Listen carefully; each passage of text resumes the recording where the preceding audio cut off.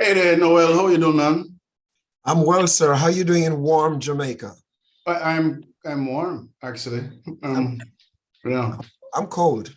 Are you? That's unfortunate. I remember last time we spoke, you were quite warm and quite antsy and fancy and smancy. I don't do monotony, so just being warm all the time is boring. Yeah, I don't think so. Sorry about that. And I think you know you're lying too. So it's okay. Hey, so today we're gonna ride with the two of us Yes. until Leo gets back. But I wanted to talk about morals, morals in our society. Yes. And let me ask you, what do you see morals as? Um, I want to. Okay, let me sort of not really digress a little bit, but I would more so want to present it as values because morals, even though both of them are subjective, but morals seem to be so it lends itself to so much judgment Mm. as compared to values. Values is something that you own. Morals is sometimes something that's imposed upon you to a certain extent. Interesting. And I Um, think that those two words can be juxtaposed. Values and morals are usually used interchangeably.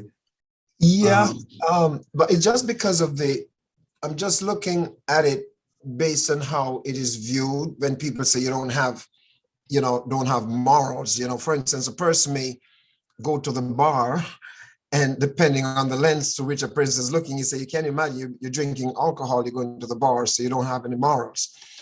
Uh, you know, uh, but you may have a value that you need to enjoy yourself and have a good time and have some mindfulness moments. But yeah, I think we're playing with it a little bit, but maybe if we can use them interchangeably, then we might not lock ourselves into a corner.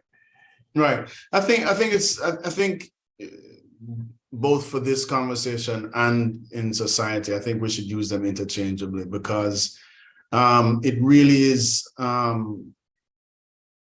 was it subjective Yeah. when you try to break apart the words and say who uses that and who uses that. Mhm. Um, I think that the value system or the moral system Yeah. should be seen as one thing. Just like manners are manners are manners are manners, right? So Yeah. however you look upon it, manners are manners, right? Yeah.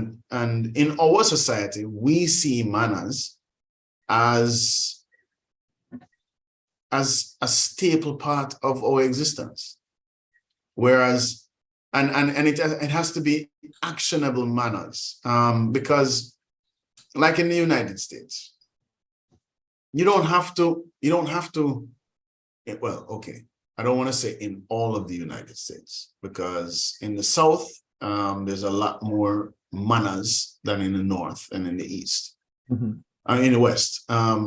But here we have to put a handle on every name that is, if they're an elder to us, Mr., Yeah, they used to Mrs. tell us to put a hand to the can. That's Say what the again? tourists in the country put a hand to his can, show him respect. Of course, absolutely. Show him respect. And I saw it do things. Whereas in the States, you call people by their first name. Don't matter if them have PhD, MHD, if them 87 and you are 6, you call them by their first name. You see how relative it is, though. The absoluteness, if we attach that absoluteness to it, we really run into trouble because, for instance, when we grew up, we heard this children ought to be what? Yeah, heard, not seen, or seen, not heard, seen, not heard. Right. But Yeah. but how I grew my children when they were children, my son turned 27 yesterday. Now, we say, oh, happy Me belated a to big him. man, me a big man. But anyway, I grow my children in a way that I encourage them to speak back to me, not in a respectful manner, to defend yourself. If you have a point, don't just give up on your point. Of course, they tested me. The older they got, they tested me more until they became adults. But people would look on and think that, oh, they're disrespectful to you because you're talking back to you. Well, you see, that's the, and so you have to think about values there, because you're teaching good values. You're teaching them to stand up for themselves and to defend what it is that what they feel in their hearts. And it's the same thing I said to my kids. I tell them, though, that regardless of how you feel about something, right, it must be prefaced with manners. Simple as that. But right? Then you have from the other end of the spectrum, adults sometimes, I don't know if it's still the case back in the islands, you don't speak back to an adult. You're disrespectful. No, I think that has changed, and I think that the opinion of the child is being respected. No, there's sometimes when you say, "Shut up your mouth, baby," I'm telling you, know what I mean? But when you know them talking nonsense, right, or when you feel they're talking nonsense, but I think that our generation, I'm sorry, my generation. All right, throw the shade. It's all right. You remember, I have all of these things here, and it's not because we never lotion. I saw one last week. When did it get be so many? Me let them out, man. Me let them out. Who let the grays out? Anyway, yeah, it's a thing where for my generation, we are not having the view of a child must be seen and not heard. We grew up in that foolishness, and we put that to bed, right? Kids are being listened to. Now, are they being 100% listened to across our culture? Obviously not. But it is more prevalent now that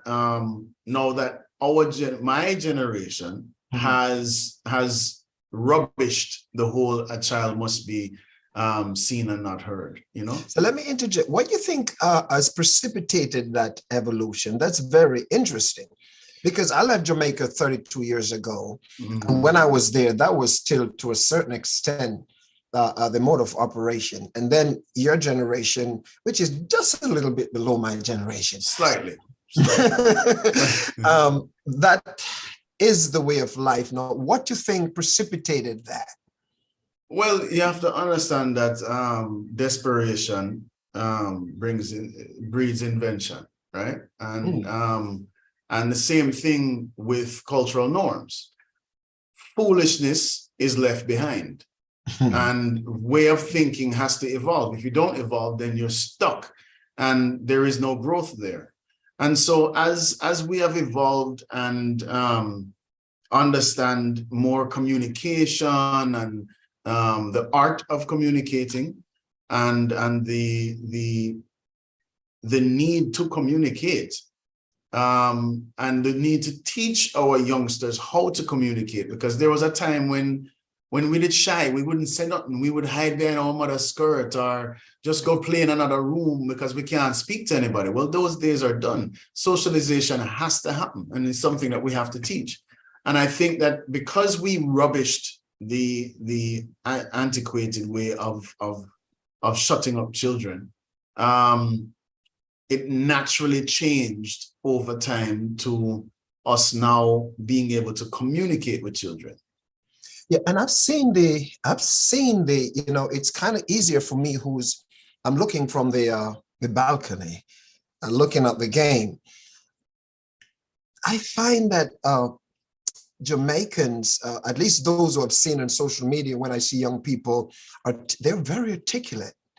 The choice of words, you look at me. I'm not talking. I'm just talking about those who I see representing themselves. Hold on. Sorry, where you come from? St. Ann Hills. Okay, all right. So So hold on. So when you say articulate, come here, jump on you, because I know our people on Facebook or wherever this is being streamed, is them head cocked to the side like, huh? What do you mean Jamaicans are articulate? You're noticing that Jamaicans are articulate. When did that start or stop or? It was, I don't think it was pervasive. It has always been in existence. And the educated, the ones who maybe get back in my time, there were a few high schools, and those who get to high schools and college they would speak a different way from the vast majority who probably didn't get exposure to that level of education. More so these days, people, based on my observation, is that people are very well spoken. Even if you're talking patois, it's well spoken. All right. So then now let me ask you this, my brother. Articulate. Maybe we should look up that word and what articulate means, because it means to be able to convey to convey a thought verbally so that it's easily understood. Yeah. You are able to verbalize your thoughts. Mm-hmm. Now, if there is one thing mm-hmm. that Jamaicans do very well, is to make sure that under any circumstances whatsoever, you understand what they are saying. You understand the sentiment, you understand the thought, whether it be in vernacular or standard English or American English or whatever. Jamaicans, because of how we are, our language and our mannerisms are so animated, mm-hmm. we make sure that you understand based on our descriptive way of articulation. You understand exactly how we mean, what we mean, and how we feel. Well, yeah, in the sense that if you're speaking to your locals, you can speak patois and you can be very animated and you can get your point across to those who understand you. Even here in the United States, when I get to my Jamaican kids, I start speaking patois to them. They understand, but the people around them might not understand. From my experience back in the day, and maybe because I was in my own little micro environment, but how I hear people speak now, comparing to what it used to be back then. You have little kids I see in Jamaica. They're able to express themselves not only in the patois, but in the standard English. And the choice of words are impressive. Really colorful words. Again, I think that we have to look at context, because the majority of children in primary school do not speak standard English. They do not. They practice standard English, and they're kind of taught with standard English in some cases, but standard English is not the way that they're going to communicate. But they are articulate, right? They know how to express themselves. I think that when you're among yourself with your peers playing games, playing a game of domino or having some fun, you could speak that way. The world is is a big open place now. You can sit in Jamaica and have a job. In China, you can't go on there and speak patois. Yeah, but remember I said in primary school, this is the case. By the time a child reaches mm-hmm. college, they understand the necessity of being able to what in the United States is considered code switch, right? So you have to be able to talk any kind of way you want to talk amongst your friend, and then when you get into which we still do here, right? But when you get around a different setting, say a professional setting in the United States or a professional setting even here in Jamaica, the setting might dictate that standard English be used to communicate. So you'll see a switch, you'll hear a switch in the communication of Jamaicans in those situations to what is considered standard English. Now, I would say that even yourself, even though you're trying to speak the most wonderful American and you're this, that, and the other, you still have a Jamaican accent, right? And the Jamaican accent not gonna leave you. The Jamaican accent is there. It's not going away. But when we speak in a formal setting, it's spoiled. It's not American. It's kind of like Jamaican when you speak. Right. And that's and that for me is a signature that none of us should lose. Right. Yeah. And so there's something I want to say though. Yeah, I'll finish your point and let me. No, so I think that the concept of articulation, we need to leave it at the point of being able to get your point across clearly so you're understood, because we should not think that getting rid of our native intonations and accents and words and such should be considered becoming articulate. I wasn't suggesting that in the me never say you. But at the same, believe it or not, let me tell you what I've observed is that the deep patois that people used to speak back in the day, not the same patois that people talk today. I want to tell you, you know why? Because patois is a colorful language that that evolves based on society. Right? Yeah, the intonation. That's where I'm going. That's where I think I guess that's where we're trying to say is that society, and even the fact that even singing. Okay, you hear a Jamaican singing, and the way they coin the words. You know, I'm not talking about like you speaking a Rastafarian, like someone, for instance, a gospel artist who sing songs that are sung all over the world. They coin their words differently. The vernacular is not Jamaican. No, but look at this now. All right, I since you went to music, let's talk about music, because that's been done ever since we have been recording internationally. There was a complete it was almost like a training across the Ken Booths, the Bob Marleys, the Burning Spears, all the Jimmy Cliffs, every one of them could have told you or can tell you that when you are singing a song, you must sing the song so that your audience can understand you, right? And so even though Bob Marley and the Wailers, meaning him, Bonnie and Peter, there was some serious ghetto youths. Even one cup of coffee was sung in standard in English because of where they wanted the music to go, right? So now when you look at like a Kevin Downswell, when you talk to Kevin Downswell, you know, him can't talk patois, from now till a morning. But when he's doing an interview, he's more speaking like this and so that you can understand what he's saying. You understand?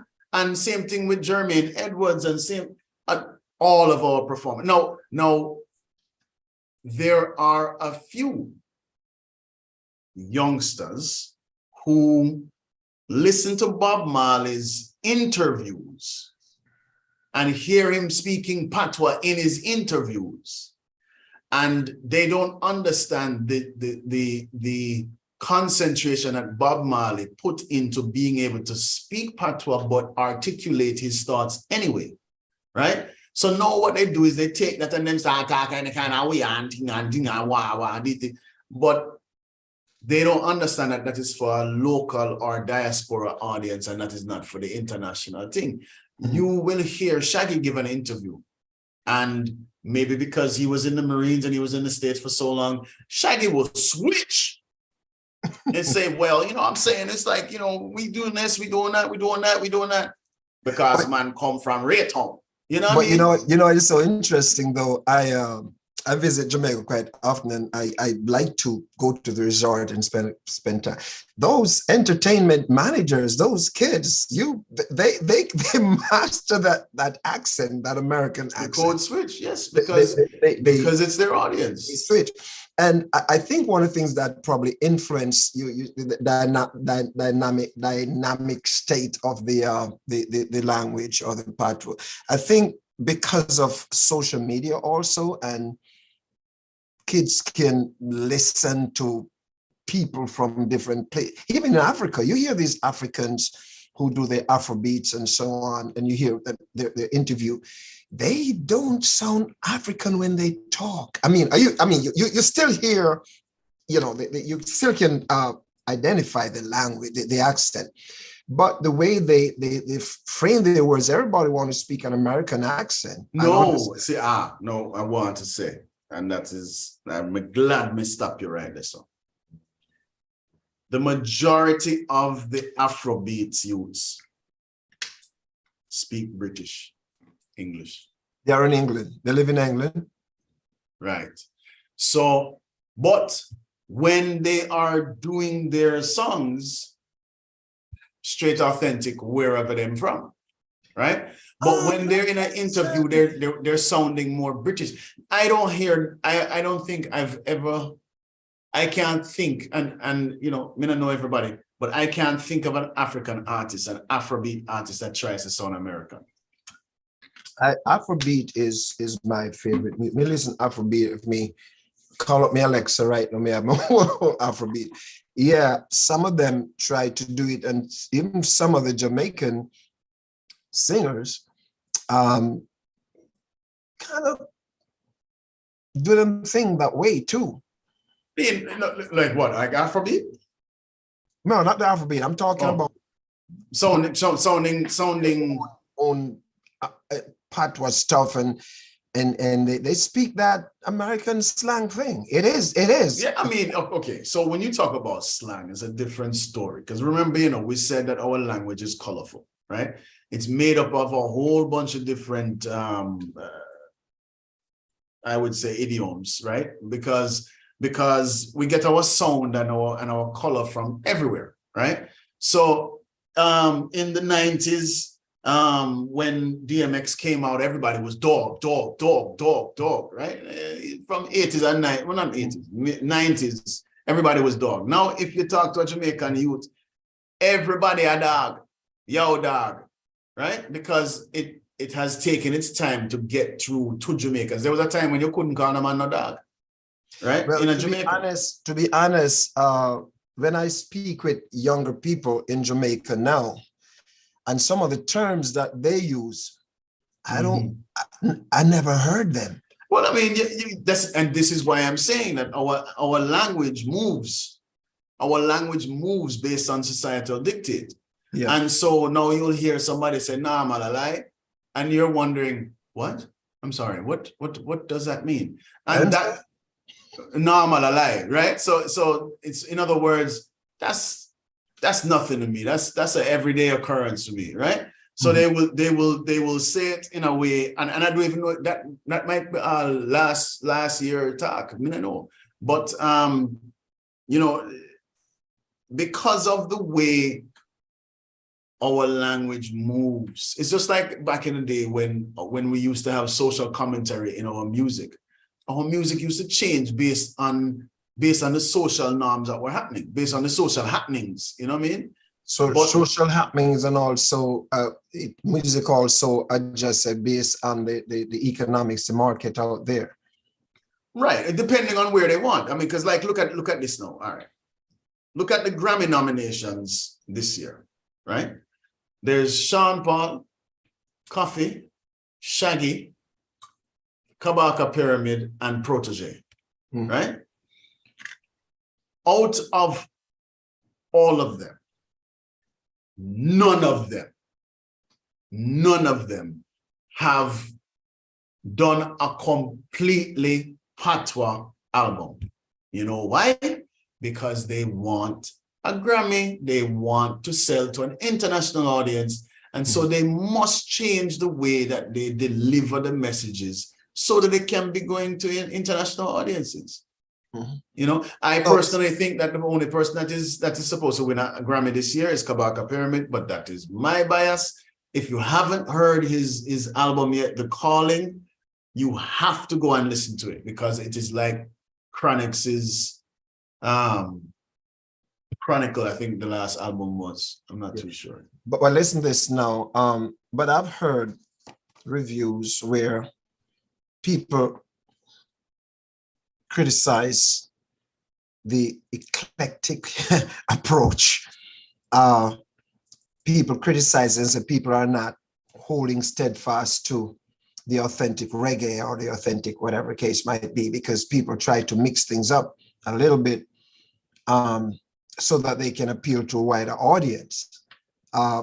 We talk about values. How do we, how do we tie values into that? Because we're not singing. This is not original reggae that we know it, because you're mixing it up with something else. Name 3 artists that did original reggae. Say what? Name 3 artists that did original reggae that you know. No, you tell me. I don't know. I'm not. No, come on, man. Just name 3 artists. It's just 3 people. Jimmy Cliff, Peter Tosh, Bob Marley. Okay, so Jimmy Cliff, Peter Tosh, and Bob Marley did not sound the same. Those 3 artists were distinctly different. Their sound was completely different, especially Jimmy Cliff. Right? So I go again to say it is based on where you want your music to go, you will sound like. Right? Peter Tosh was the old roughneck. Even though Bob Marley was like a roughneck, in music, he was palatable. Peter Tosh was, me I go box in your face until you realize what may I say makes sense. Right? Bob Marley will finesse you with his words and you will say, wow, what a lyrical puzzle that was put together. And and you'll say, wow, he's so, but Peter Tosh a different somebody. Jimmy Cliff, his sound was so, or is, no disrespect, his sound is so eclectic. I mean, beautiful people, many rivers to cross. Right, that's not, that's not, when you think of reggae music, do you think of that? When you think of Toots and the Maytals, do you think that he's singing reggae music all the time? He sings reggae music, but is he a reggae sound? Is there an authentic reggae sound? What about Burning Spirit? Is he authentic reggae sound? So you're saying then there's nothing, what is happening is nothing new? I'm telling you, there's nothing new.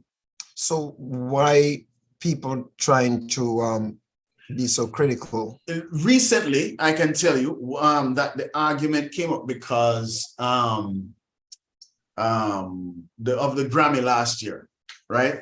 When Soulja, who is a white group, or which is a white group, won the reggae Grammy, people start saying, "Oh, our music now sound authentic," and I think that argument is dead now, because honestly, they were the only reggae sounding album for that year, for last year, even though Morgan Heritage was in on the thing, and Jesse Royal, their albums were not reggae.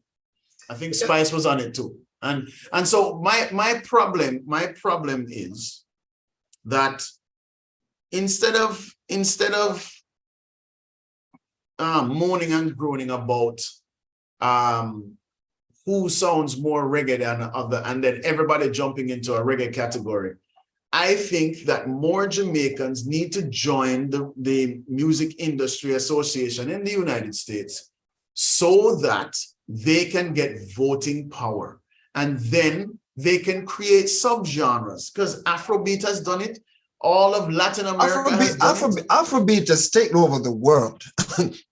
Afrobeat is doing so well right now, as far as I'm very much so. But you have to understand the supply and demand, that the economy of supply and demand. Afrobeat is playing to a continent of how many billions of people, right? Whereas Jamaica is playing to a nation family of about 6 million. When you look at well, no, I would say about, let's say 6 million Jamaicans, and then another 6 million people who are interested in our music. You know what I Yeah, mean? but let me ask you a question. Probably more than 6 million. Let me ask a question. What kind of music they play at Carnival, and when they have the whatever they play everything. They play everything. At Carnival they play everything. Beanie Man perform at Carnival, Bounty Killer perform at Carnival, right. Conscience, all of these people. So it's not an overpowering reggae. No, Carnival is about soca. Right. And that's where I'm going, because what I see on social media, even, young people, I don't see a lot of young people, their presentation are inundated with reggae music, etc. It's soca for the most part. Well, no, I disagree. Again, it depends on the context of what you're talking about, because if you're playing a dance here, that is not a soca dance. If you're playing a regular dance here, and if you don't jump from genre to genre to genre, people are gonna leave.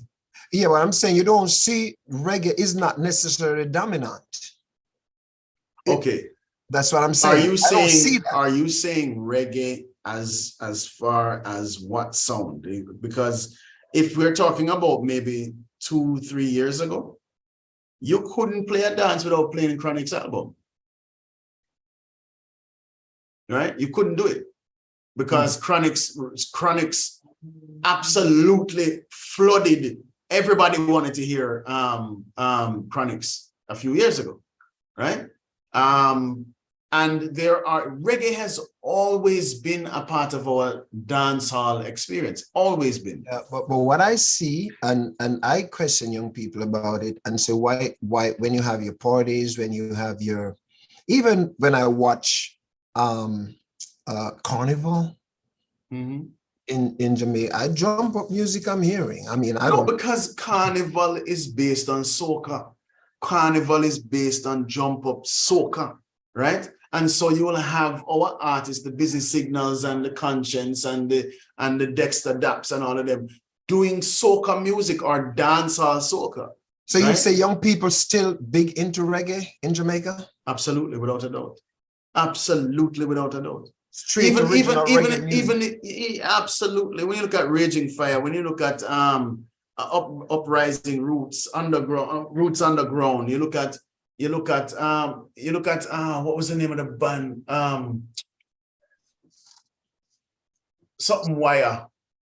They were just featured on Smile Jamaica today, right? So yeah, absolutely. I went to the tribute for Leonie Forbes. Oh yeah, and it was amazing to me when you look at some of the artists that came out and performed. Their presentation was so authentically Jamaican, Even I can't remember her name. My God, man, is a lady that I love, and her voice is just so amazing. She did Unforgettable, and by Nat King Cole, and she was backed by Sydney from Fab Five. Hold on, Daniel, give me that paper right there on the couch, please. The folded up one. And she, as much as she was doing Unforgettable, she just had a Jamaican thing in her. And it was just so Jamaican, and it just felt so authentic. I'm looking for a name. Don't go on and talk. Keisha Patterson. Ali, I can't believe I forgot that. Keisha Patterson. Amazing voice, just amazing voice. And authentically reggae. Etana, authentically reggae.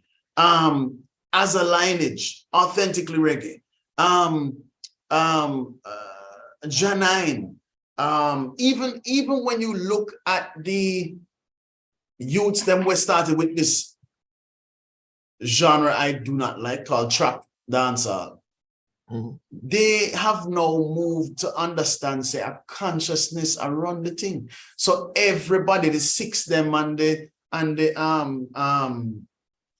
every one of them. Let's talk about consciousness. Let's talk about the whole consciousness, the lyrical content piece right now.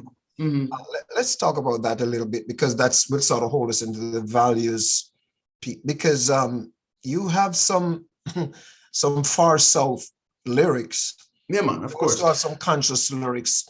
What do you think is more appealing to the consumer? All right, so here's the thing. Consumer, most young people, you know that too. Here's the thing.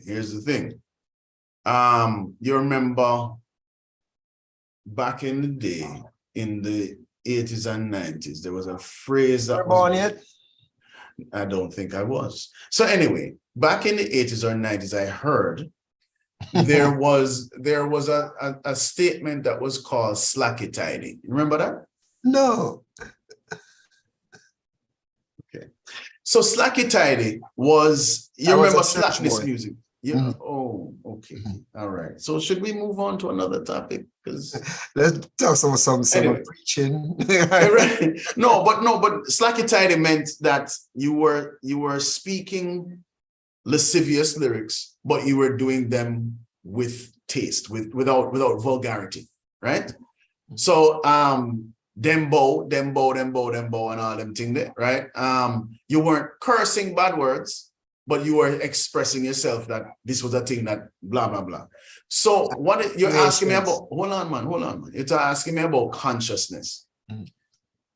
There is a push, believe it or not, right now in dancehall to keep your lyrics clean so that you can sell and travel and tour and all these things. Yeah, because they are actually banning. Recently, they have banned a kid from going to which country? Was it Barbados? I don't remember. A whole heap of people get banned, man. A whole heap of people get barred from going to different because of the gunman lyrics and the bad man thing and the blah blah blah. And the prime minister, I think he talked about it recently. Well, the commission, what their name? Communication people, them where control the airways. They have barred all music that is negative and has negative implications. Leo, you need to turn your phone because it is maybe in his head he's turned sideways. What happened at that meeting a while ago? I know. What time at the meeting? You turned sideways. And remember, you're muted. You're muted.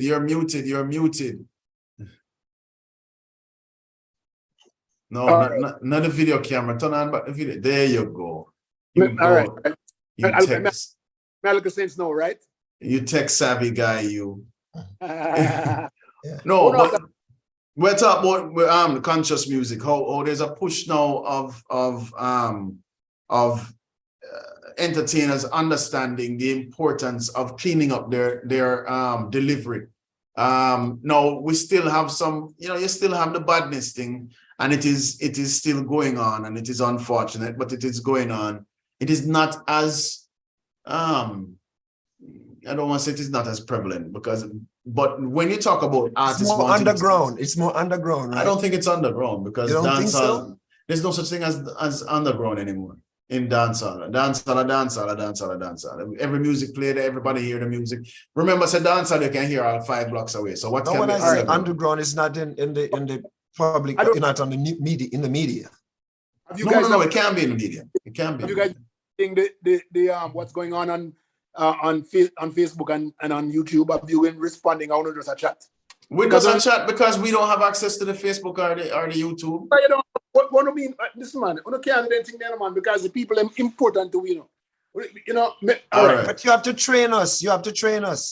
All right, Sensei, and send some questions our way and comments. Right. Some comments because the people are all stop right. If you're still out there, people, Leo is online now and him are watching, and you can watch him and make no comments, right? And you can disagree with me, but especially disagree with Charles and Noel, all right? All right? Carlene Madden says, good night, team. What is the discussion tonight? Philip Demetrius says, our days now well done. These youngsters adapt easily to the language of the moment. They are exceptionally great. My grandkids, now 5 and below, will challenge you till they get their point across. He says they love the patois and they make jokes of it, which enhances the bonding. Philip also said, well, he hit that comment. These Jamaicans are different, very, very different, and he's right. He's right, of course. I mean, and that's why I said that the language evolves. Yes. Our language and our way of communicating evolves, and the days of a child must be seen and not heard. Them done. The days are done. I agree. Let me see if there's anybody else. There's some other people on. They're not talking on YouTube, but good evening to Uno, whomever you are. This is Leo Gilling, and we have Noel Gordon and also Charles. Charles is a good-looking guy, but he don't know how to use it. That is true. I don't about not knowing how to use it. I don't think I agree with the good-looking guy part, but it's okay. It's all right. Noel either. Noel, him very cute, you know. But what to do with? Yeah? We say him cute. Lord of mercy. You go, Noel. Oh, you see, how could we do without Leo on this forum? I don't know how we could do without Leo. Because all we were doing was running our mouth, but Leo is the glue. Yeah. So go ahead, Leo. But let me say something. If we can sound a rating, I think I was basically interviewing you anyway. But let's go back to the values thing. Is that we were saying that at one point in time we said that children are to what? Be heard, be seen and not heard.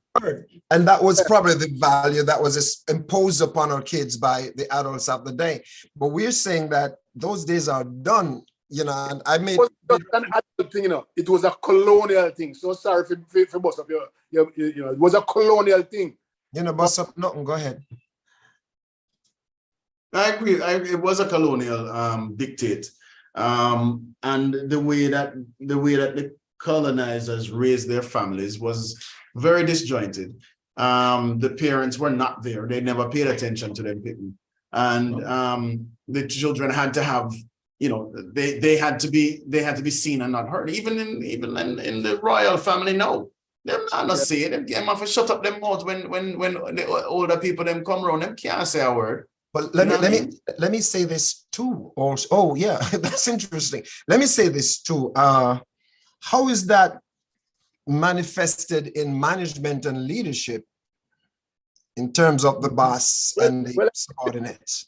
Oh, it goes. When I left Jamaica back in 1985, and when me leave, I was a nervous wreck trying to do a drama class. Yes, and when I went back in I think it's 90 or 91 for the first time, just 5 years, dread.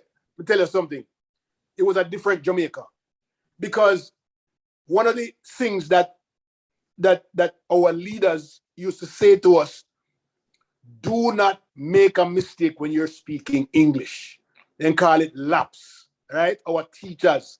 And then the people them would laugh after you. They would call you lapser and lapse and your lapse. I don't know if you know those things, right?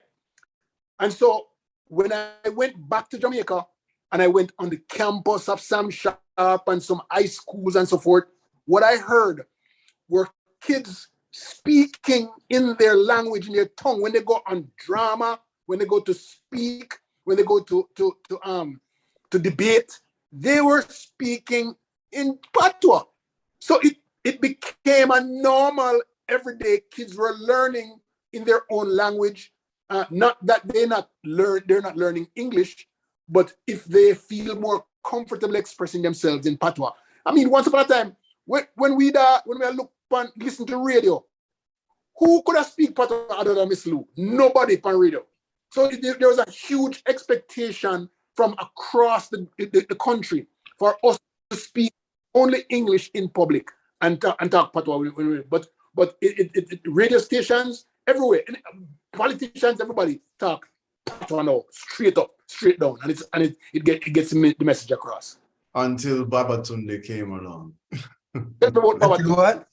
Remember Babatunde? Until Babatunde came around. Babatunde and then Rockstone, the man name gone out of mind, man. Ragashanti. Oh, yeah. And then people that came around and completely mashed down that. I remember sitting in the engineering booth when the 2 to 6 super mix that are going with Barry G, the boogeyman. Yeah. And every now and then Barry G would have dropped some patois, just to keep it real kind of way, That's and why he was like that until he retired from radio. You know what I mean? He would speak his stand. Huh? When did he retire from radio? A couple of years ago. No, Maybe man. about. Retire from the station. Him retire from radio. Well, is he on radio somewhere else? Of course, man. In the either the Cool or one of them on the West Coast there. Yeah, man. He's still on radio, man. Creating a lot of havoc. Okay. I didn't know that. Yeah. I didn't know that. I thought Barry G was gone. I mean, I know he was on What's the name of that station that we went upon again? People tell me which station Barry G is upon again. In the pan it's not Cool. It's in command 1 o'clock at the time, I think it is. Really? Okay. Barry Retire from mainstream media. Him started this one thing once upon a time. Because when I was a youngster in Jamaica, Barry G was it. Oh, you know of Barry G? Okay. Before you're born. He's Gordon. Is my we are Gordons, you forget? Yeah, no, but I didn't. But I didn't. He's been around forever. That's true. He's been around forever, but I didn't know that you listened to local radio. No, never mind. You see, you're ungrateful. You and I are holding the fort, and we're a friend the whole time. No, but I am talking with you, and you were telling me that you had no idea because you're a church boy. Listen, so I'm just going by. Listen, Leo, we were bonding. Charles and I were bonding so well. We were. As soon as you come, now I'm turning on me. Yeah. No, I'm not turning on you. I'm not turning on you. None at all. You are the man, Noel. and you're my brethren. And I want to make sure that you understand and realize that I love you, man. I love the way you are, dude. Nice I just didn't know you had any Somebody named Nicky said, boy, you're right, Charles. But I heard Barry G on radio even when I was down there last month. Maybe he did a drop off a record or two, but I think Barry G retired from radio. He had a stroke a few years ago. Didn't he get religion or something? Huh? Yeah, he was baptized recently. Yeah, he was baptized. I saw that. I think July this year or something of that nature. I don't remember, but but I don't know. Mellow. He was at Mellow FM. Yeah, Mellow FM. That's true. That's true. Yeah, but our it sort of evolved into something very interesting where it kind of turned out to me making some points and basically interviewing this very renowned gentleman who knows everything about the music industry. Yeah. Show me, who is that? One of the points that he made, and I'm not speaking for him, but basically that they have, you didn't say morph into, but they have to sort of, finesse their approach to gain access to the international market. You said that was the essence of what you're saying? Yeah, man. You want to make a comment on that, Leo? All of the entertainers out of Jamaica, we're just talking about Jamaica, whether it be dance hall, whatever, all of them have to curb their performances based on the audience they are performing for. So even Sizzler, now say Sizzler, him say what him want to say when him want to say it, and him believe what him believe, and him go advice what him want to believe, or what he believes. But if you look at the concert that Sizzla did for Reggae Month, Rise to the Occasion, you will notice that he had no lyrics that were negative in any way, shape, or form, because he was performing for Reggae Month, performing for the government, performing for the people in Jamaica and the people around the world. Because guess what?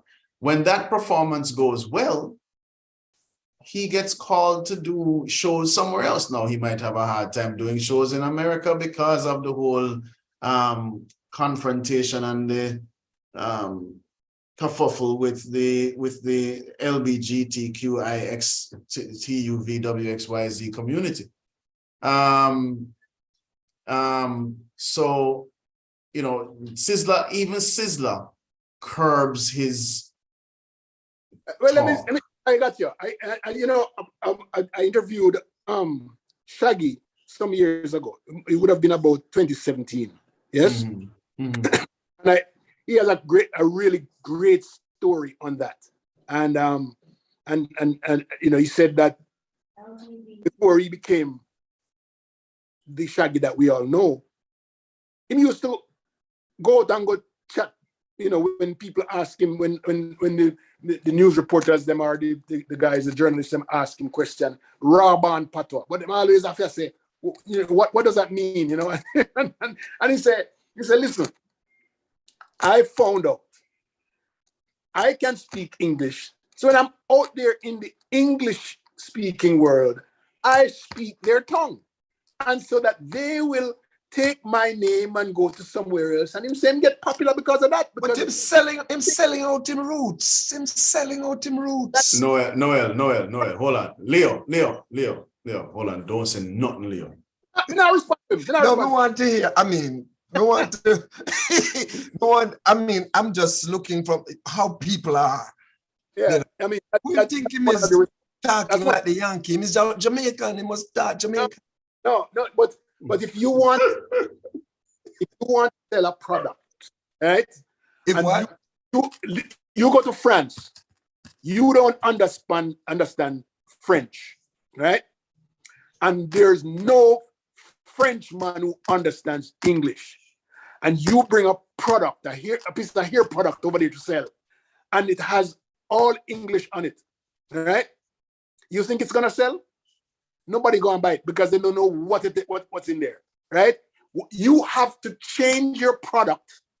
Your asset is your mind and your mouth and your legs. Yes, meaning that you have to dance.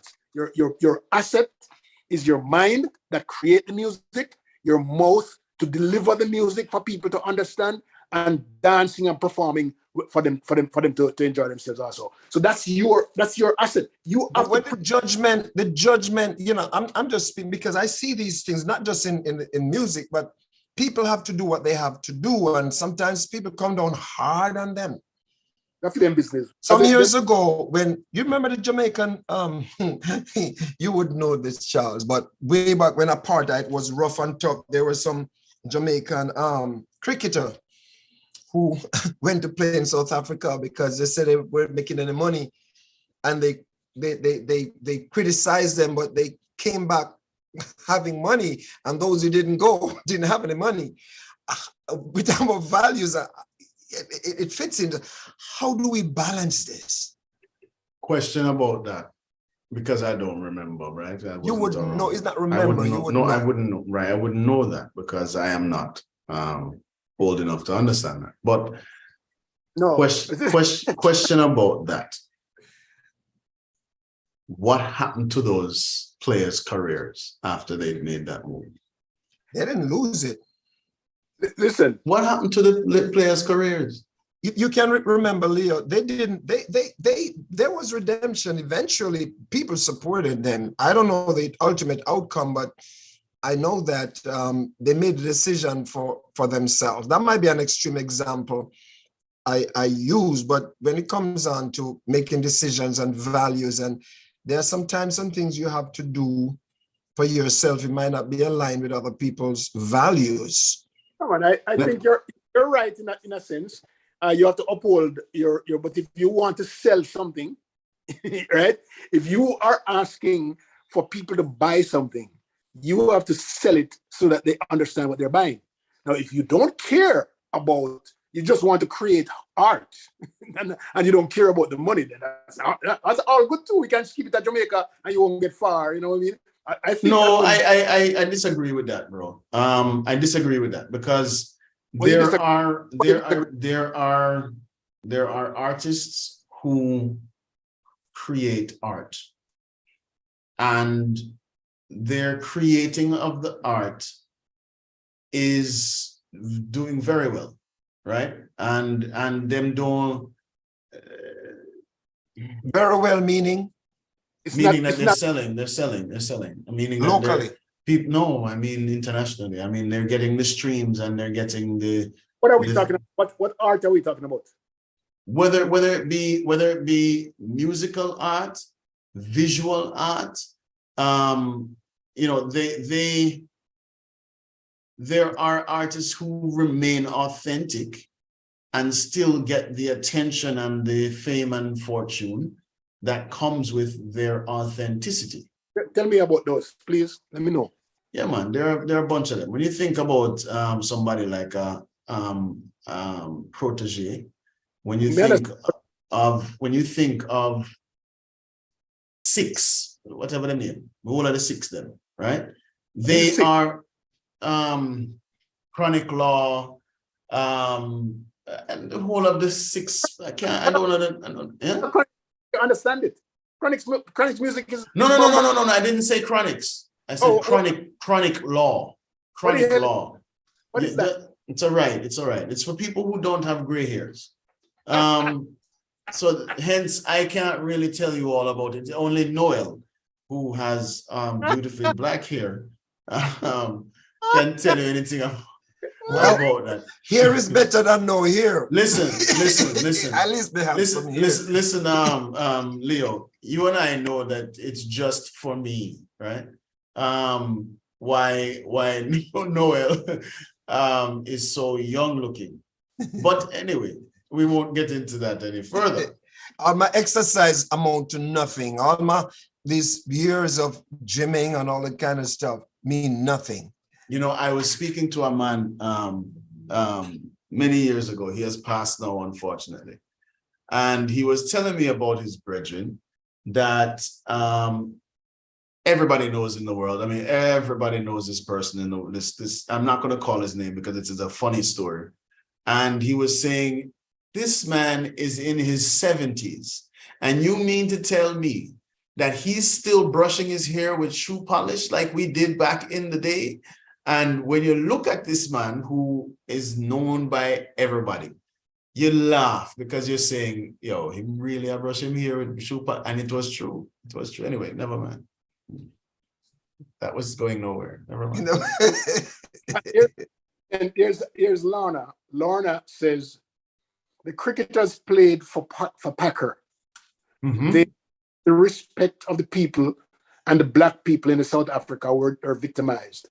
The cricketers got past, but I was just having a conversation tonight about Lawrence Rowe, who broke the law of the West Indian and the international cricket by going to play in South Africa. South Africa. And he's still being sidelined and blackballed. That's why I asked you. That's why I asked the question. That's why I said to you, what happened to the careers of these people?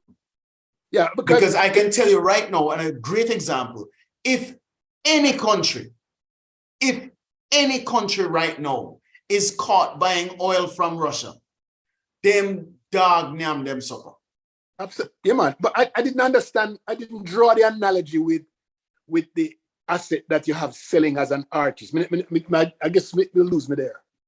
Yeah, I don't think those two were put together. All right. But, I don't know. Noel is the one that came up with it, so you have to ask him. He's the youngest one out of all of us. Yeah, I forgot. But but listen, but somebody like Lawrence Rowe, he actually was he actually paved his own way into into disaster, because I think Jamaica in 2010 brought him up and said, listen, we have to give you one thing and thing and thing. You remember that? We're gonna forgive you. And then him come at a radio station and go say some foolish thing and Some him gone foolishness. Yeah. Yeah. Yeah. Him put him foot in his mouth many times because he thought he got away with what he did. But the one thing that lasts forever is memory. Right? I'm still pushing the envelope. That was probably an extreme example, but we were talking about earlier that number of artists in Jamaica have been criticized, say that they're not authentic anymore, playing the authentic reggae music and all that stuff, when they're taking a different approach, mixing up the genre a little bit to make a living. There are two different things there, Noel, because the move that the administration made recently to ban them from using lyrics that is not worthy for air, I think that was a good piece. Yes, I think, but that's different from speaking patois, right? So the speaking patois is an art. No, we're not talking about it's not patois we're talking about. We're talking about genre, not like you want to explain what you said earlier. So Noel was saying that that artists that are not authentically sounding like reggae artists will be jeered because they're not keeping it real, right?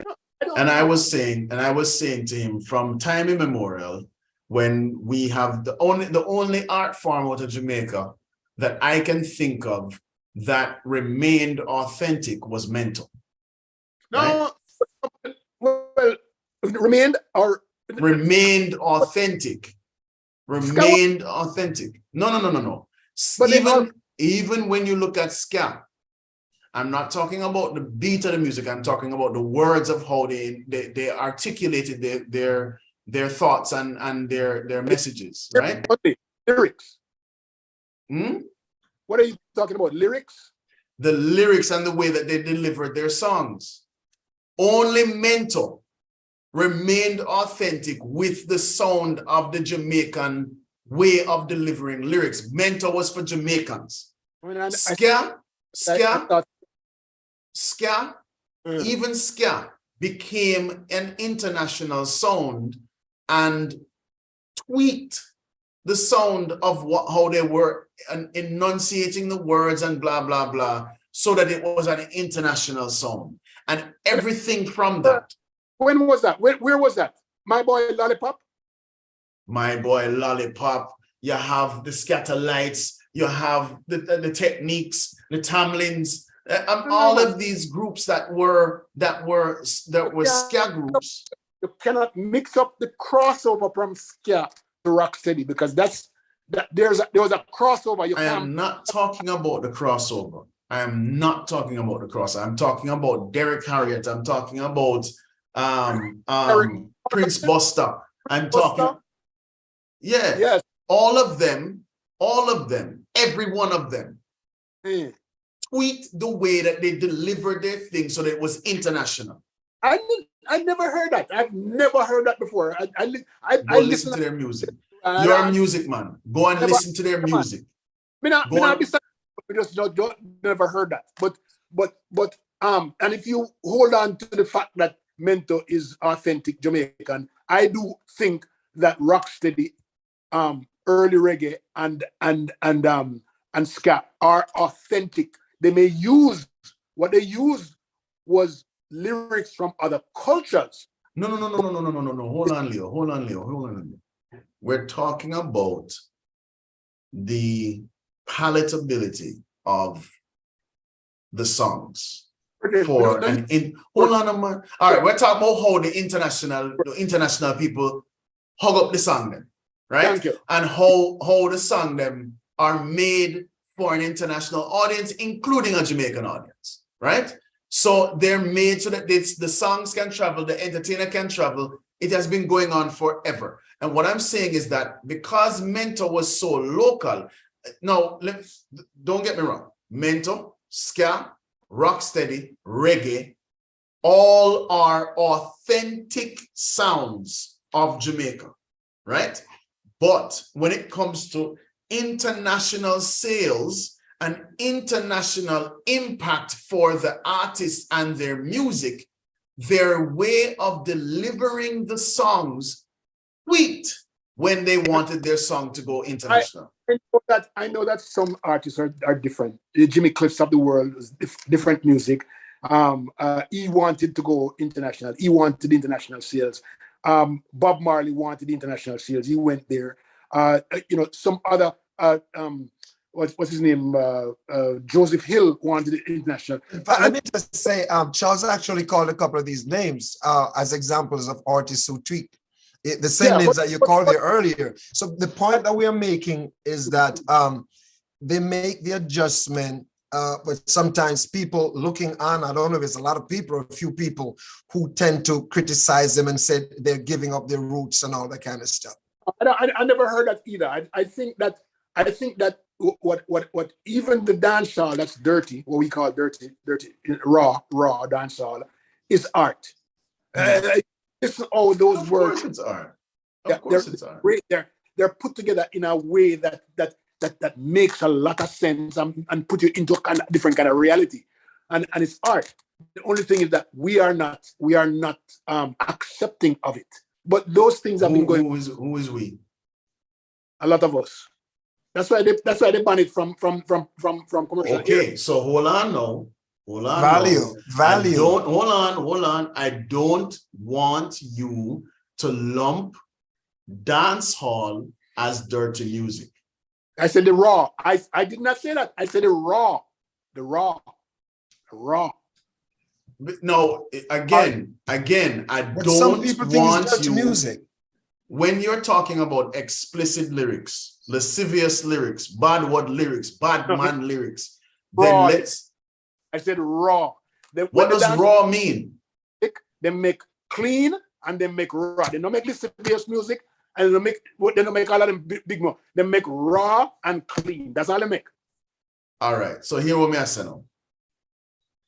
When you listen to Dove Magnum, right?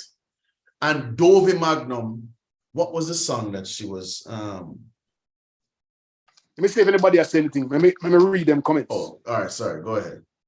Think about what you said for me. No, man, search for Dove song, man. Dove Magnum. Ball Out. The song Ball Out. Ball Out. You can't get more raw than that, or Lady Saw, or sometimes Cecile, or Spice. You can't get more raw than when they want to be raunchy, right? Good. But those same songs like Ball Out and It's Raining and It's Raining from Lady Saw, those songs were also made in a clean way, but they're still dancehall songs. What I'm saying to you, when you said dancehall, I don't want people to go away with thinking that dancehall is raw music. Dancehall. I don't know where you're going on that one, because me not saying not like that. Because but you did rewind the tape, no, man. Rewind the tape, man. You that, did, man. Someone will understand these things quite clearly. I made reference to raw music, and I said to you, this is why the administration banned raw music from air, or things that are meaning to lesbians and gay. Well, No, Liam. No, Liam. well, Recently, listen, let him give him recently. But I think that I understand what Leo is saying. That your definition of raw is some of those expletives and some of those stuff that people think is inappropriate, right? Yes. Raw. Yeah. So you right. call it raw. That is a fact. That So hold exists. on a man. Hold on a man. Let me just give you a little Tell bit him of. hold on, Let me give. don't talk. May I tell you, hold on, because I want to make sure so you get the right information. Recently, the ban by the Broadcasting Commission was about violence-producing music. No, not alone. Hold You, on you a should man. you should read that paragraph. It went on and stated everything that anything that's demeaning to LGBT community, to women, to all of these things. Pull it up and read it for me, Come on, please. I don't have it. Because I know that they had banned before. When they did the ban before some years ago, it incorporated all of those things. But the Badman lyrics, the way that the trap dancehall was getting with badness, is the reason why the Broadcast Commission reiterated But that. why are we going so far off of our point though? Because I mean, this is a different, completely. All right, never mind. Go ahead. What I'm saying is that there is some. The fact is that there is some music that is very explicit. Talk about body parts. Talk about the sexual connotation. The sexual choice, the meaning, and all of that. So if you think about that as raw music, yeah. If that's your definition of it, that exists. It's art, and it might be embraced and acceptable, but not everybody might want to accept it. And this is where we're supposed to start talking about values. This is where values come in, because some people say it's art, man, make it play, nothing wrong with it. And then there's another set of people say this is going to affect the children and this is going to affect next generation. And then you say, this is my legal basic human rights. Yeah, and I disagree with that wholeheartedly. Right? With what? What you disagree? I disagree with this is art and we should just let it go. Because like I saw a video recently, within the last few months, of Spice over in Europe at standing in front, about to perform at a festival. And the festival's name was a bad word from right? I saw it, the B word, right? Right, okay. So she was advocating. And she was advocating for just lower the music and let it fly and let us say whatever we want to say. But that is a dangerous and horrible slippery slope to slide on, right? She said it with conviction. And she knows that it's foolishness she talking, but she needed to, I guess some people come out of them more to get the hype of a situation. You think she, I mean, is that your perception? What does she really truly be? The way she sounded as if she believed what she was saying, which I think. Okay, let me tell you something. Spice and Grace Hamilton are two different people. Right? Grace Hamilton, although she might have her attitude and whatever, she's a very shy individual that will never try to disrespect nobody and all them type of thing. Right? Is when you step on Spice Khan and try to hold Spice food, that Spice becomes Spice. So what you were hearing about that festival and the use of that word was coming from Spice. Because but she sounded genuine. She sounded as if she meant what she was saying. Because Spice meant it.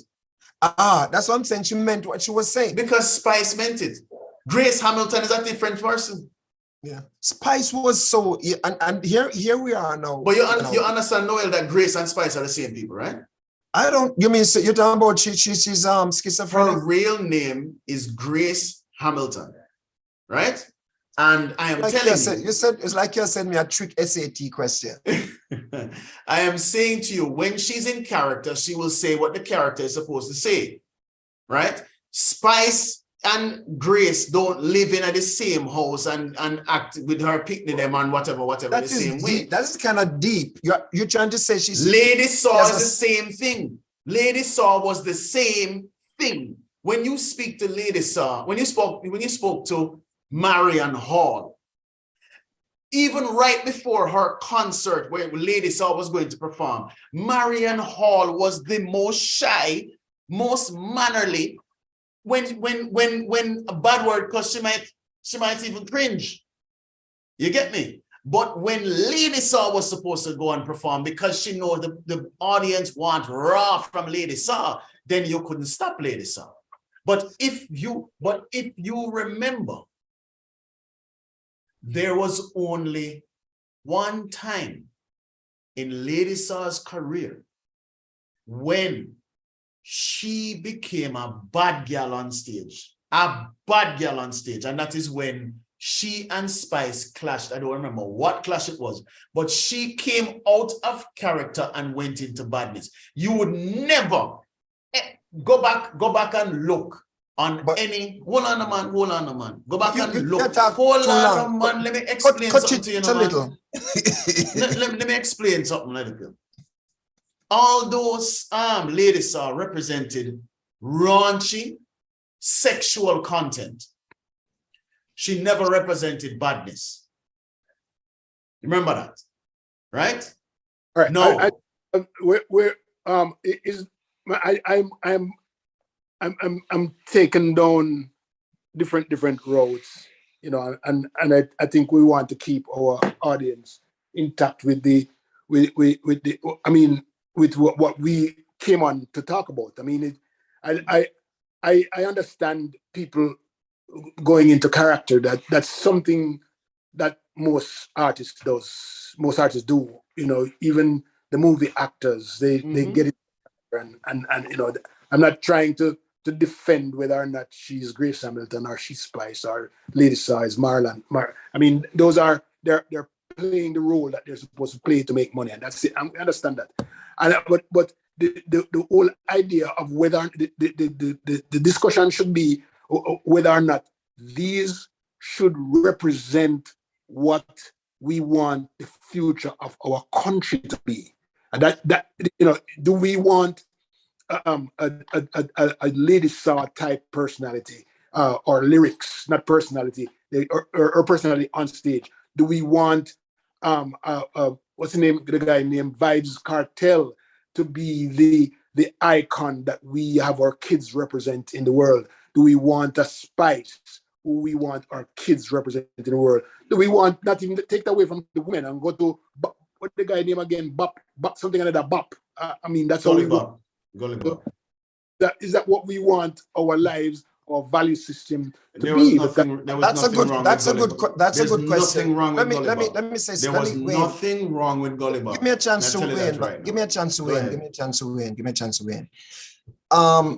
To me, and that's a very good question, because whether it is the pseudo Saw or the real Saw, whether it's Spice or the other person, what is placed on the table, what is put out there for consumption is the real issue, because people not looking at it and say, okay, this is not the real Spice, this is not the real whatever other name is what the kids are hearing and what the people are hearing that they find offensive. Some people say nothing wrong with it, but I don't understand why we pay so much money for a 30-second commercial. You know what I'm saying? To influence people, and then you can hear a whole song with all kinds of stuff, and it's not going to be influencing anybody. All right. Can I answer? Can I weigh into? All right. So here the thing is now. It is the fault of the adult why the music has influenced our children. It is always the fault of the adult who decides to play these types of music around children who are impressionable. Whether it be played in a dance hall and blared over 5 blocks, or you play it in your car. What do you mean by adult? Who is the adult that we're talking about? I am talking about anyone who is an adult, period.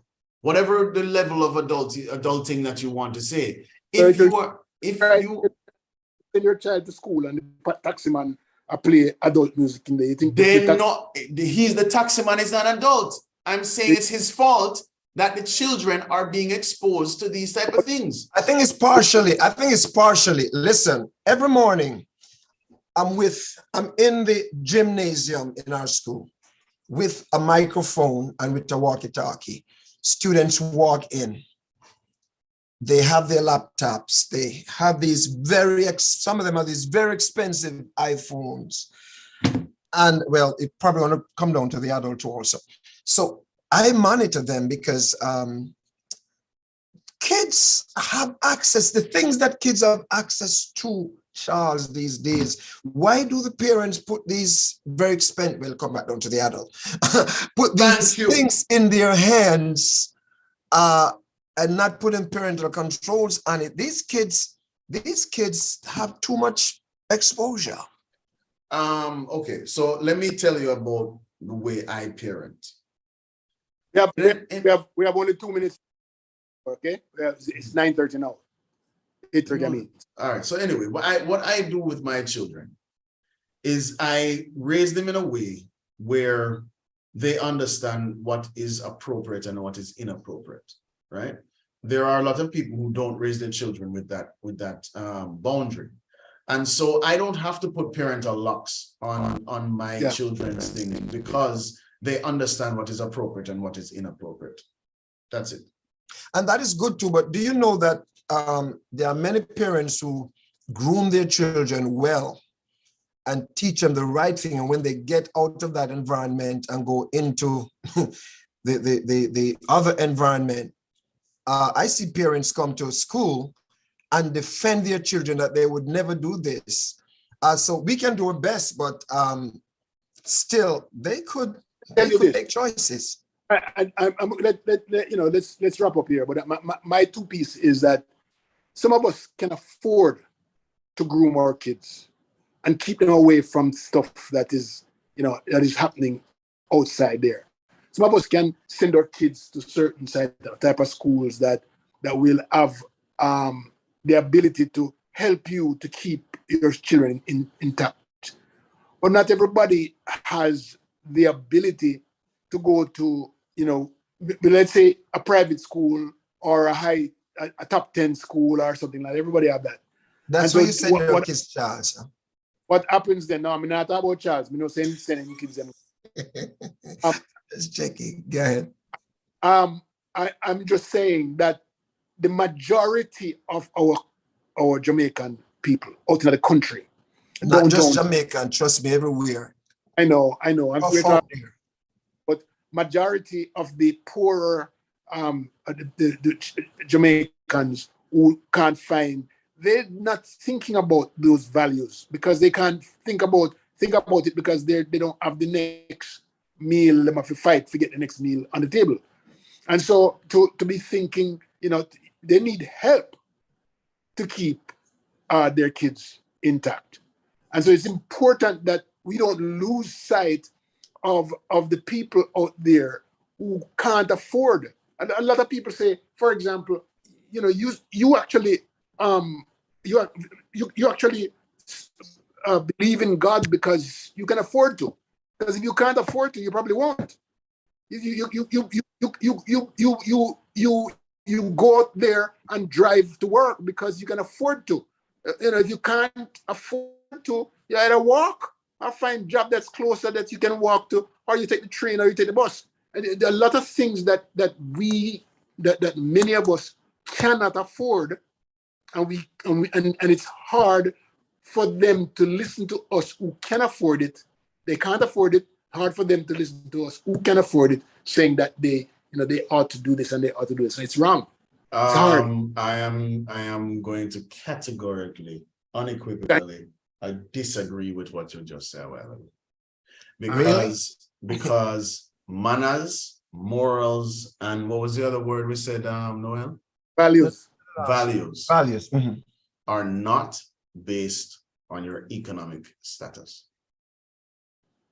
And so, because I know people who are poor as hell financially, but them have some of the most mannerisable pitney in the world and them live in the center of Garrison.